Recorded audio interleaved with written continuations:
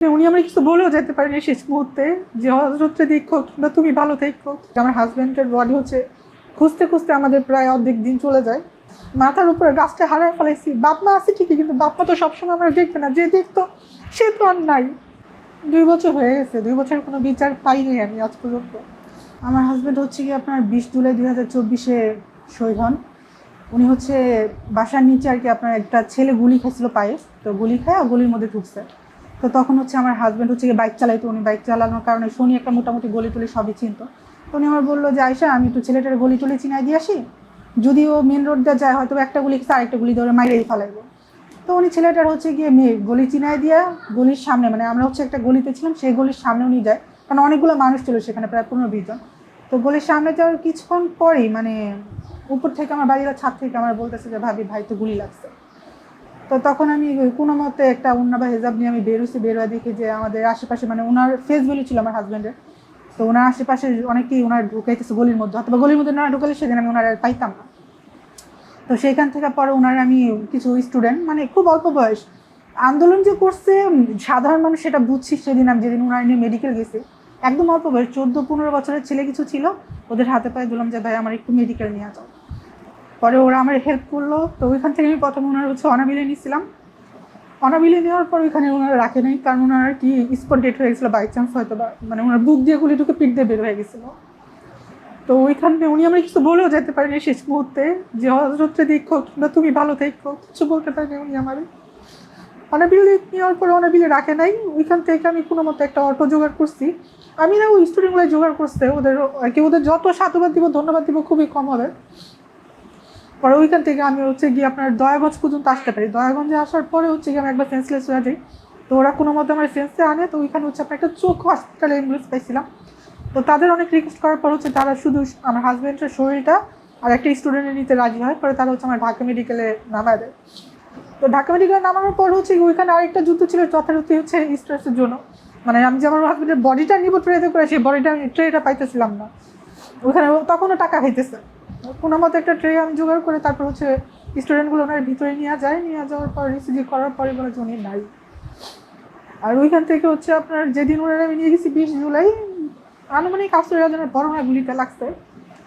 ওইখান থেকে ওনার বডি আমি রাখতে চাইনি, ওখানে ভাবছিলাম যে নিয়ে আসবো। স্টুডেন্টগুলো আমার বলছিল আপনি নিয়ে নেন, নয়তো বা বডিটা আপনি পাবেন না ভাই, আর হয়তো বা। পরে ওইখানে আমি অনেক কাকুতি মিনতি করছি, কিন্তু তারা রাজি হয়নি। পরে আমি কাগজ বলছি আমার কাগজ দেন, আমি যে রাইখা দিতেছি সেটা একটা ডকুমেন্ট আমার দেন, যাতে আমি এসে নিতে পারি। পরে ওনার একটা ডকুমেন্ট দেয়। 21 তারিখের ভোরে সারা রাত ঘুমাইতে পারিনি, এই কারণে কী হয়ে গেল কিছুই বুঝি নাই। 21 তারিখের ভোরে আমি আর আমার মা আবার সে ঢাকা মেডিকেল যাই। যাওয়ার পরে হচ্ছে গিয়ে আপনার সেখান থেকে আমার হাজব্যান্ডের বডি হচ্ছে খুঁজতে খুঁজতে আমাদের প্রায় অর্ধেক দিন চলে যায়। প্রায় 12টা একটা সময় ওনার বডি আমরা পাইছি। তারপর হচ্ছে গিয়ে আপনার ওনার বডিটা হচ্ছে পোস্টমর্টম করাবে। তো আমি না করছিলাম পোস্টমর্টম করার জন্য, কারণ লোকটা দেখলেই বোঝা যেতেছে গুলি খাইছে, এখানে পোস্টমর্টম করার কিছু নাই, কাটাছিড়া করবে কেন লোকটাকে। অনেক রিকোয়েস্ট করছিলাম কিন্তু তারা শোনে নাই। তো ওনারা হচ্ছে পোস্টমর্টম করে ওনার শরীরটা আমাদের দিছিল রাত প্রায় 10টা-11টা বাজে। সেখান থেকে অ্যাম্বুলেন্স করে ওনারা কোনো মতে নিয়ে গেছিলাম হচ্ছে গিয়ে আপনার ময়মনসিংহ, মানে ওনার বাবার হচ্ছে গিয়ে নিজেদের পারিবারিক কবরস্থান আছে, সেখানে নিয়ে যাওয়ার পর হচ্ছে সেখানে ওনারা দাফন কাফন করি। তো সেই অবস্থা আমার ছেলেরা আমি নিয়েই নেই, কারণ চারপাশে অনেক গন্ডগোল। আমি আমার সব থেকে বড় মাথার উপরে গাছটা হারায় ফেলাইছি। বাপ মা আছে ঠিকই, কিন্তু বাপ মা তো সবসময় আমরা দেখবে না, যে দেখতো সে তো আর নাই। আমার ছেলের এই যে আপনার হচ্ছে গেছে মাসে 29 তারিখে জন্মদিন গেছে, ওর বাবার সাথে সারাক্ষণ খেলতো, বাইক দিয়ে ঘুরতো, ওগুলো তো পারে নাই। ও কালকে আমার জিজ্ঞেস করছে মা বাবা কেন আসে না, বাবা কই, কিন্তু আমার কাছে তো ভাই কোনো উত্তর নেই, কোনো উত্তর দিতে পারি না। না আলহামদুলিল্লাহ আমি মানে জানাজার দিক থেকে হেনস্থার শিকার হয়নি, কারণ জানাজাটা হচ্ছে আমার এলাকার, মানে আমি শনি একটা ছোটো থেকে বড় হয়েছি, ওনার সাথে আমার সংসারটা শনি একটাই হয়েছে। তো শনি একটা উনি একটা জানাজা পাইছে আলহামদুলিল্লাহ, সেখানে কোনো সমস্যা হয়নি। আর ওনার আব্বা মা থাকতো মেরাজনগর, তো সেখানে উনি একটা জানাজা পেয়েছে, সেখানেও কোনো সমস্যা হয়নি। আর যেহেতু ওনার আমি পারিবারিক কবরস্থানে নিয়ে দাফন দিচ্ছি, কারণ আমার মনে হচ্ছে আমার ছেলে বড় হবে, ভবিষ্যতেও যখন প্রশ্ন করবে তখন আমি তোর পক্ষে কবরস্থানে নিয়ে কবরটা দেখাতে পারবো যে এখানে তোমার বাবার সাহিত্য আছে, উনি শহীদ হয়েছেন।